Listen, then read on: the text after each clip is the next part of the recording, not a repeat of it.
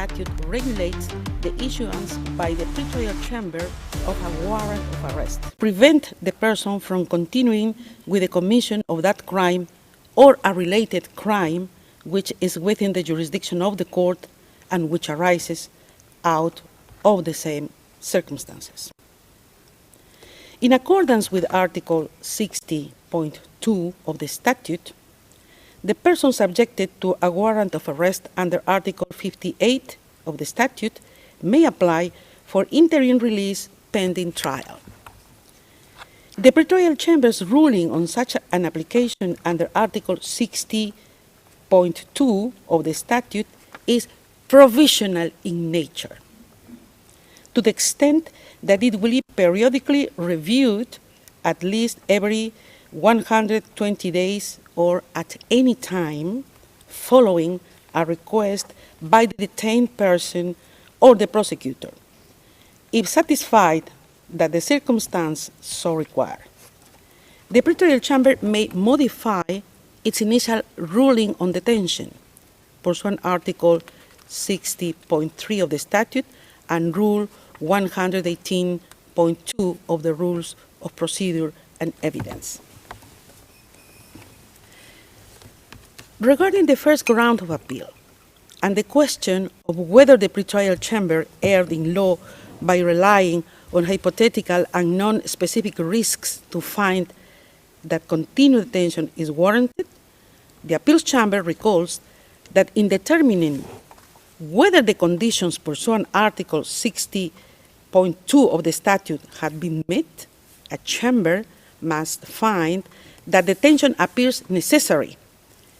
In this context, the appeals chamber observes that a determination shall be made concerning the possibility and not the inevitability that one of the events listed in Article 58(1)b of the statute will occur, and that it is the responsibility of the relevant chamber to weigh the evidence before it pursuant to the relevant standard.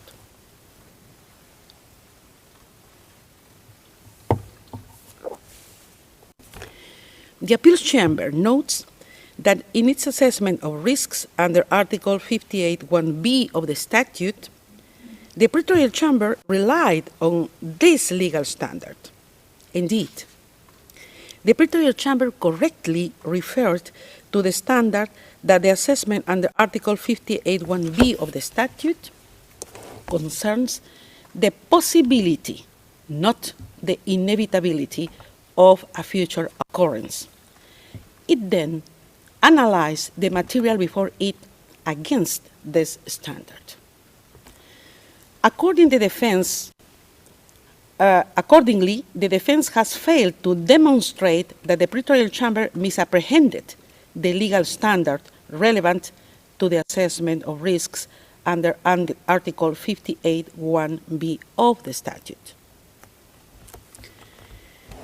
With regard to the pretrial chamber's assessment and weighing of evidence in assessing risks pursuant Article 58(1)b, subparagraph 2 of the statute, the appeals chamber notes that the pretrial chamber made reference to 5 documents, including media articles, publications of non-governmental organizations, and a book which, in its view, indicated that Mr. Duterte's inclination to interfere with investigation against him. In relation to the first document, a media article, the appeals chamber finds that it was not unreasonable for the pretrial chamber to rely on this document for its finding. Whilst this document does not mention Mr. Duterte himself as being directly involved in briefing individuals, it does not refer to statements of close associates, including one where individuals would have been told to remain loyal. In any event, the appeals chamber observes that Mr. Duterte's alleged involvement in briefing individuals is but one of the factors that the pretrial chamber took into account to support its conclusions on Mr. Duterte's inclination to interfere with investigations against him. In relation to the other 4 documents, a book, 2 publications of non-governmental organizations, and a press article, the Appeals Chamber recalls that there does not exist in the applicable law of this court any impediment to use of newspapers, articles, or other public or open sources for the purposes of assessing the requirement under Article 58(1) of the statute. Nor is there any requirement that such material be corroborated. Noting this, the Appeals Chamber considers that it is possible to discern how the pretrial chamber reached its conclusion on Mr. Duterte's alleged involvement in the threatening and taking of retaliatory actions against individuals opposed to him.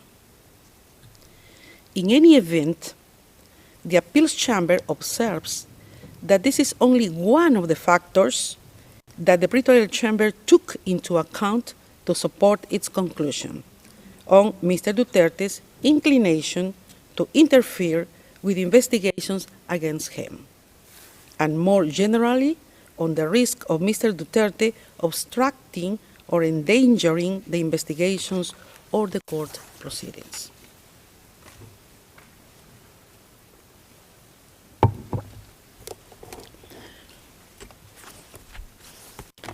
For these reasons, the Appeals Chamber considers that the defense has failed to demonstrate an error in the pretrial chamber's assessment and weighing of evidence before it in the context of its consideration of the risk under Article 58(1)(b), subparagraph 2 of the statute. In relation to the pretrial chamber's reliance on the notion of a network of supporters, the Appeals Chamber recalls that it has considered that it is sufficient for a chamber to establish that it is possible that a suspect had the necessary assets to abscond, and that there is a risk that a suspect has the financial means to abscond on the basis of concrete evidence. The Appeals Chamber has also held that the existence of a supportive network and financial means may be relevant to determining whether there is a risk that a person may evade justice or interfere with the investigation, and that access to the international contacts could provide the means to enable a suspect to abscond, whether or not there was evidence that the suspect would actually utilize such contacts. In the impugned decision, in determining whether Mr. Duterte posed a flight risk under Article 58(1)(b), subparagraph 1 of the statute, the pretrial chamber considered that he appears to have the necessary political contacts as well as to benefit from a network of support within the Philippines. The Appeals Chamber considers that contrary to the defense's argument, the pretrial chamber specifically outlined why it found that there existed a network of supporters in relation to Mr. Duterte, and for which reason this supported its conclusion that the risk under Article 58(1)(b), subparagraph 1 of the statute was established. In the view of the Appeals Chamber, the manner in which the pretrial chamber undertook this assessment was case-specific, as it took into account the specific circumstances of Mr. Duterte, amongst others, his position as former president of the Philippines and his recent re-election as mayor of Davao City in May 2025. It follows that the defense has failed to demonstrate that the pretrial chamber committed an error in assessing and considering Mr. Duterte's network of supporters for the purpose of its examination of the risk under Article 58(1)b, subparagraph 1 of the statute. Further, under the first ground of appeal, the defense argues that the pretrial chamber's alleged reliance on irrelevant considerations led to errors of law and fact. Regarding the arguments on the assessment of evidence, and in particular, the defense's contention that a number of factors relied on by the pretrial chamber were irrelevant, the appeals chamber notes that when assessing the risk under Article 58(1)b, subparagraph 1 of the statute, the pretrial chamber relied on several factors in support of its finding that such risk existed.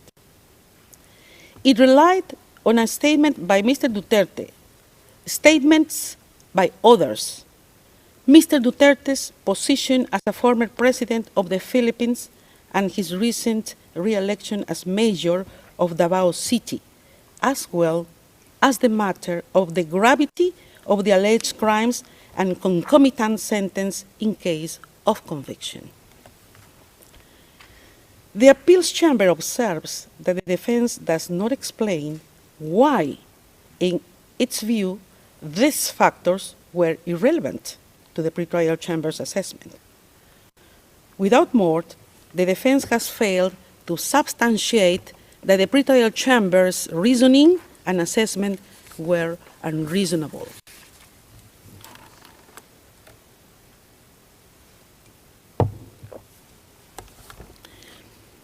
In the same vein, the defense fails to demonstrate that the pretrial chamber's reliance on Mr. Duterte's re-election as mayor of Davao City in its assessment of the risks under Article 58(1)b, subparagraph 3 of the statute was unreasonable.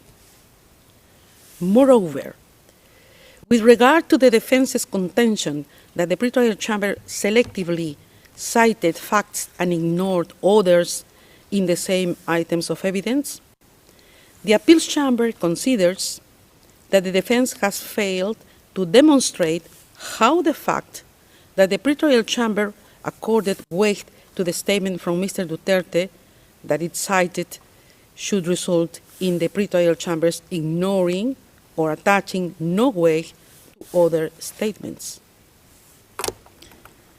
Regarding gravity and concomitant sentences in case of conviction, it is recalled that the appeals chamber has consistently held that these factors are relevant considerations in assessing the risk under Article 58(1)b, subparagraph 1 of the statute, as these are factors that may increase an incentive of a person to abscond.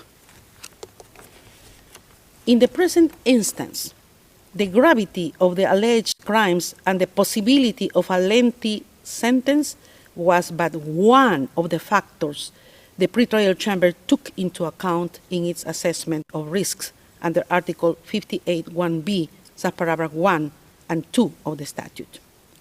And it looked at the specific allegations against Mr. Duterte. It follows that the defense has failed to demonstrate an error. Regarding the question of whether the pretrial chamber erred in fact by failing to give appropriate weight to relevant facts, specifically Mr. Duterte's health condition and its mitigating effect on the risk factors set out in Article 58(1)b of the statute, as argued by the defense, the appeals chamber recalls that there is no provision in the court's legal texts that specifically provides for the interim or conditional release of a detained person on health grounds.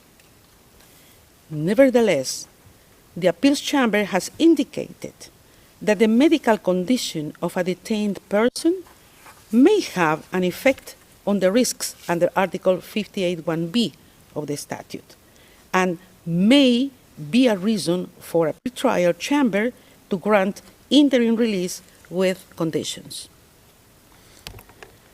The appeals chamber considers that such a determination is necessarily case-specific. Contrary to the defense's assertion, nowhere did the pretrial chamber suggest that it was precluded from assessing the information about Mr. Duterte's health within the context of its assessment under Article 60.2 of the statute.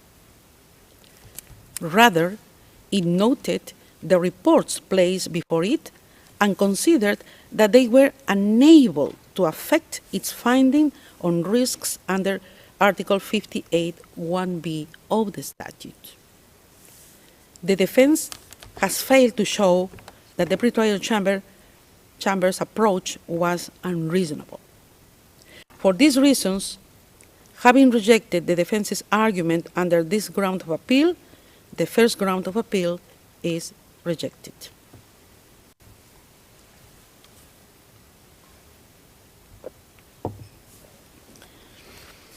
Second ground of appeal. I will now turn to the second ground of appeal. Under this ground, the defense challenges the pretrial chamber's assessment of the proposed conditions of release and state warranties.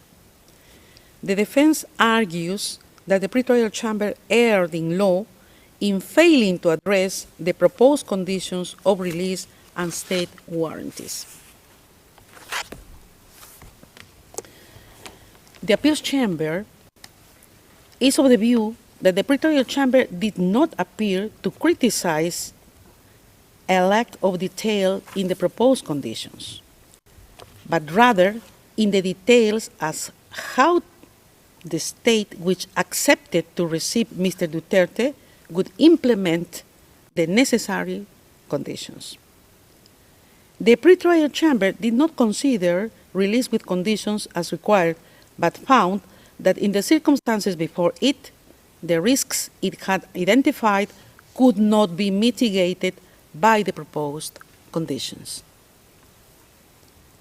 Moreover, the appeals chamber is of the view that the pretrial chamber was not obliged, as suggested by the defense, to seek further observations from the concerned state, because it did not envisage the possibility of release given the risks it found Mr. Duterte presents under Article 58(1)(b) of the statute.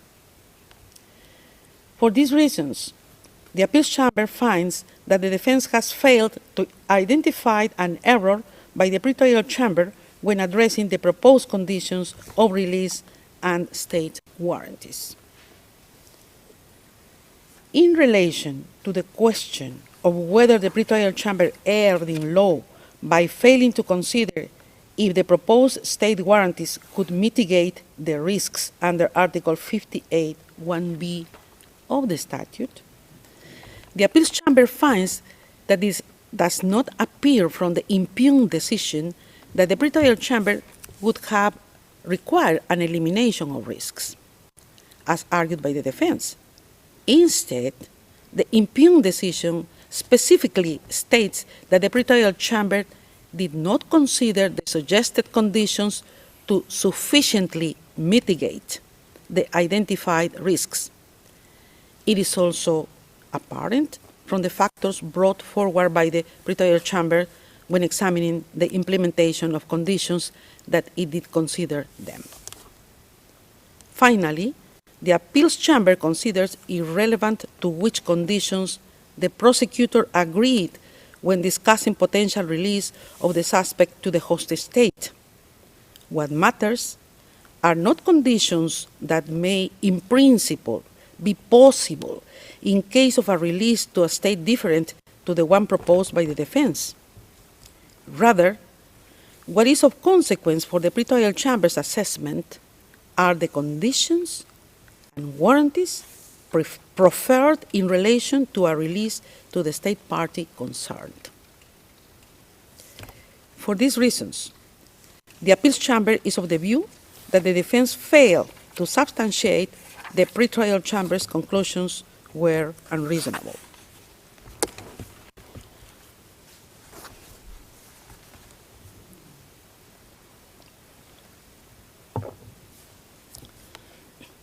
Regarding the defense's contention that the pretrial chamber erred in fact and law by taking into account irrelevant considerations in respect to the state warranties, the appeals chamber considers that the pretrial chamber's finding mainly related to the implementation and enforcement of the proposed conditions. It considered the practical implications of ensuring adherence to the proposed proffered conditions in a situation such as the one at hand. It did so against the backdrop of having found that all three risks under Article 58(1)(b) of the statute were established. As such, it was reasonable for the pretrial chamber to examine how, in practice, the suggested conditions would be implemented. The defense has failed to show an error in this assessment. For these reasons, the appeals chamber considers that the defense has failed to show how the pretrial chamber erred in its assessment of the proposed conditions of release and state warranties. For the foregoing reasons, the second ground of appeal is rejected. Third ground of appeal.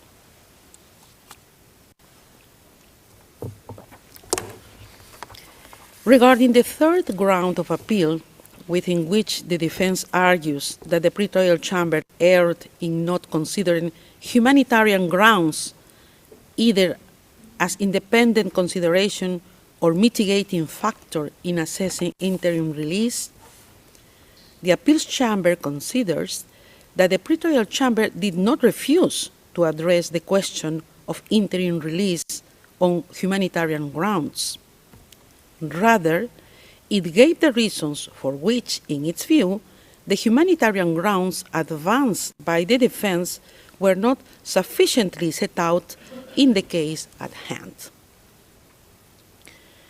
Further, the appeals chamber recalls that the medical condition of a detained person may be a reason for a chamber to grant interim release with conditions, and that the chamber enjoys discretion when deciding on conditional release. The appeals chamber considers that it is not apparent from the pretrial chamber's assessment that it was unreasonable. The pretrial chamber found the existence of risks under Article 58(1)(b) of the statute, which were not mitigated by Mr. Duterte's purported condition, and also could not be mitigated by any condition imposed upon release. The pretrial chamber then proceeded to analyze whether humanitarian grounds, as argued by the defense, could justify release on conditions. The appeals chamber thus considers that the pretrial chamber assessed the relevant information before it in light of the arguments made by the defense and reached its conclusion on this basis. It follows that the defense has failed to demonstrate that the pretrial chamber's assessment was unreasonable. Accordingly, the appeals chamber finds that the defense has failed to show that the pretrial chamber erred in its assessment. For these reasons, the third ground of appeal is rejected. Finally, the appeals chamber notes that the pretrial chamber reached its conclusions in relation to the risks enumerated in Article 58(1)(b) of the statute on the basis of a comprehensive assessment of the information before it. In the present case, having rejected the 3 grounds of appeal presented by the defense in the appeal brief, the appeals chambers unanimously confirms the impugned decision. This brings us to the end of the summary of the appeals chamber's judgment. The judgment will be notified to the parties and participants after the hearing. Translations of the summary will also be available in due course. I would like to thank the court reporters, interpreters, and other registry staff for their valuable assistance today in holding this hearing. The hearing is adjourned. All rise. We will